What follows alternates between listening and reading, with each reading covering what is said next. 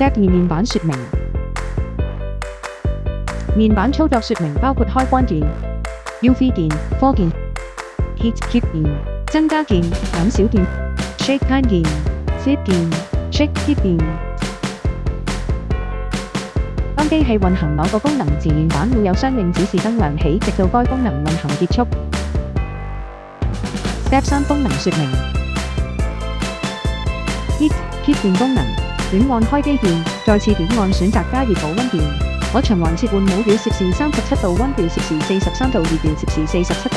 科鍵功能，短按開機鍵，短按開啟解凍功能，如需調節解凍時間，按加減鍵調節解凍時間35、40、45、30分鐘可選。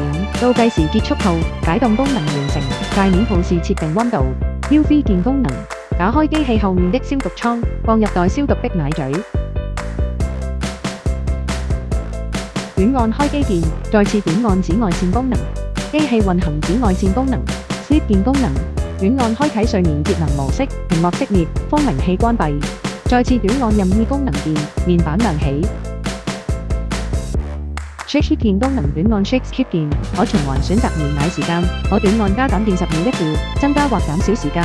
選定時間之後，短按牛奶保溫按鍵，開始牛奶，屏幕顯示倒計時，再次短按，再停止牛奶。清潔注意事項：清潔前請斷開電源等其冷卻，底座請勿浸入水中清洗，只能用乾淨抹布擦拭。禁止使用腐蝕性洗滌劑、帶化學牙磨粉狀的清洗劑或堅硬的金屬絲網卡進行清洗。故障排除。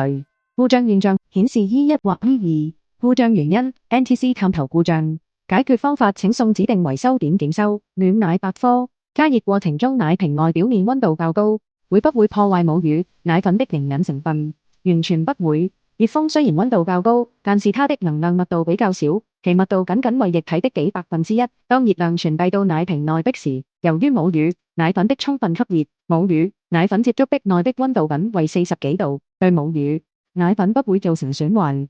已經熱好的母乳、奶粉能長時間保溫嗎？保溫時間最長不要超過2小時，以免在此溫度下母乳或是已經沖泡的奶粉會滋生細菌、微生物等。為何暖奶溫度會偏低？1. 如果你的用量較大，且環境溫度較低，例如高於240毫升奶粉，環境溫度低於攝氏15度。